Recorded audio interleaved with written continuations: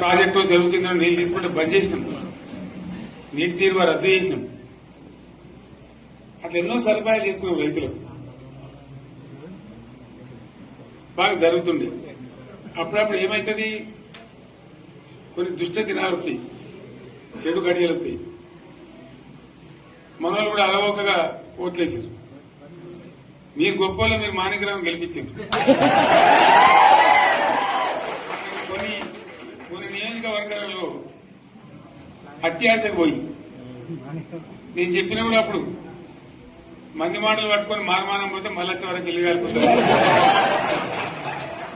వీళ్ళని నమ్మితే అమాంతం మింగుతారు, మోసపోతాం. రైతు బంధుకు రామరామ అంటారు, దళిత బంధుకు జైబీం అంటారు. వీళ్ళు ముంచుతారా ఆయన చెప్పిన ఆయన వాడు తులం బంగారం ఇంత, నీకు ఏంటి, నీకు బంగారం వడ్డానం పెడతాను కానీ ఆయన నమ్మి ఏమో మీ సంగతి ఎంతో చూద్దామని ఆయన వేశారు. వేసింది ఇరుకపోయారు, బావిలో పడ్డారు, అయిపోయి ఉన్నాయి అన్ని మీకు. మళ్ళీ మొదటికి వచ్చానా కైలాసం ఆడలో పెద్ద పామింగినట్టు అయింది మళ్ళీ.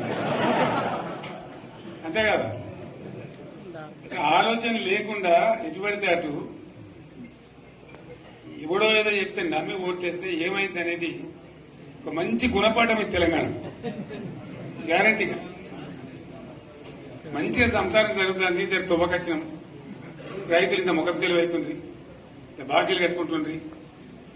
ఎంతో మంది పాపం సిటీలు వేసుకుంటారు, ఏదో వేసుకుంటారు. రైతు బంధు పైసలు పడితే ఎంత సంతోషం ఉంటుండే. ఆయన మీద గంగలు గడిచిపోయింది. ఇప్పుడు వాడు ఇద్దడో ఏడో భగవంతుని కరెక్ట్ ఇచ్చినప్పుడు మోసం. ఏదో మళ్ళీ ఎలక్షన్ కోసం దానికోసం చేస్తారు తప్ప కడుపు నిండా ప్రేమ ఇచ్చేది ఇట్లే ఉంటుందా?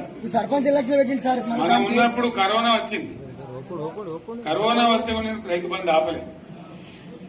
కరోనా వచ్చి రాష్ట్రానికి రూపాయి ఆదాయం రాకపోయినా 4-5 మంచి స్కీములు తెచ్చి ఇవాళ కాపాడుకున్నాం. గౌరవంగా బతికింది రైతులు. బీమా వచ్చినండి. రైతు బీమా పెడితే ఎంతమందికి సాయం జరిగింది? గుంట భూమి ఉన్న కూడా మంచిగా సాయం జరిగింది. చిన్న రైతు కూడా సాయం జరిగింది. అట్లా అందరికి మనం గొర్రెల కాపలకు గొర్రెలు వేయడం కానీ, చేప పిల్లలు కానీ, అనేక రకాల అన్ని వర్గాల ప్రజలను ఎట్లా ఆదుకోవాలని అట్లా ఆదుకున్నాం. మా తెలంగాణ కదా మేము తెచ్చుకున్నాం కష్టపడి. మా వాళ్ళందరి పైకి రావాలి. కాంగ్రెస్ గవర్నర్ ముస్లింలో ఓట్లేసుకున్న తప్ప ముస్లింలకు మనం చేసిందా? ఇమాం మౌసాలకి మన జీతం ఇచ్చిందా? మనం వచ్చినాకనే ఫస్ట్ టైం వాళ్ళని గుర్తించి వాళ్ళని గౌరవించుకున్నాం.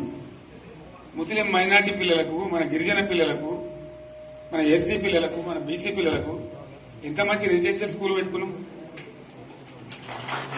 అందరినీ కూడా ముందు తీసుకుపోవాలి. ఇవాళ మన కళ్ళ ముందనే నాకు బాధ కలిగేది ఏంటంటే, చిన్న వర్గాల ప్రజలు కాన్వెంట్ స్కూళ్ళలో చదివించలేరు. వాళ్ళ పిల్లలు కూడా బాగా చదవాలని చెప్పి ఎస్సీలకు, బీసీ, మన మైనార్టీ సోదరులకు గురుకుల పాఠశాలలు పెట్టారు. అద్భుతమైన చదువు చదువుకునే వాళ్ళు. ఇవాళ మొత్తం రోజు బడి పిల్లలు విషాహారము, కడుపు నొచ్చుడు, బాధపడు, పురుగులు అన్నం పెట్టుడు. పిల్లలు వెళ్ళిపోతున్నారు ఆ స్కూళ్ళ నుంచి, ఇళ్లకి వెళ్ళిపోతున్నారు. తల్లిదండ్రులు కూడా భయపడి తీసుకుపోతున్నారు. ఏం ఘోరం ఇది నాకు అర్థం కాదు. మళ్ళీ ఇది చేసిన కూడా ఇప్పుడు మళ్ళీ అదే కాంగ్రెస్ పార్టీ. అంతేనా? మళ్ళా పాత కాంగ్రెస్ మోపోయింది, మళ్ళా కరెంట్ కోతలు మోపోయినాయి. వెనకాలం ఇంకేం గత అవుతుందో మార్చి ఏప్రిల్ ఏమవుతుందో. ఇంకా కరెంటు కోతలు మోపోయినాయి, మంచినీళ్ళు సరికొత్తలు, అడిగే నాతులు లేడు. ఎవడన్నా గట్టిగా నిలదీసినట్టు వారికి పోలీసు నిలబట్టేయడం. ఇదేనా రాజ్యం? ఇట్లా ఉండదా రాజ్యం? ఎందుకు వచ్చింది ఈ పరిస్థితి చెప్తా. నాకేం గుర్తులేదు. నేనేమంటున్నా అంటే, ఇట్లా అనేక పనులు చేసుకున్నాం మనం. గోదావరి నుంచి నీళ్లు తెచ్చుకున్నాం. నీళ్లు తెచ్చుకొని మంచినీళ్ళ తర్వాత సాగునీళ్ళు ఎంబడబడ్డాయి.